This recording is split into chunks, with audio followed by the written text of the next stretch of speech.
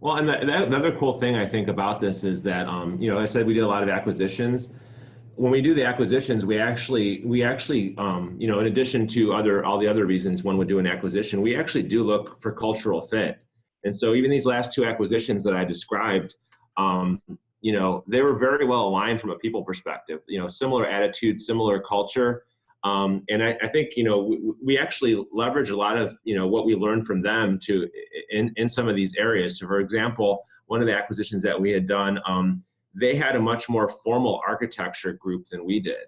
And so one of my enterprise architects is actually one of the people from that acquisition, and she actually helped kind of grow some of this stuff because they actually had a more formal architect. So we leverage, we don't just say, hey, we're going to gobble up these companies or whatever. We leverage kind of their expertise in these areas. They definitely had a much more mature architectural organization. So and I already spun up the whole architecture group, and I'm like, hey, this is interesting. Tell me what like let me learn from you. And so like we learned a lot from that acquisition on the architecture side.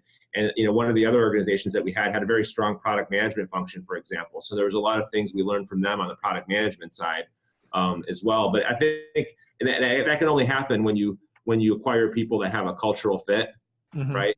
When they're more like you, that's kind of how you can learn those things more readily.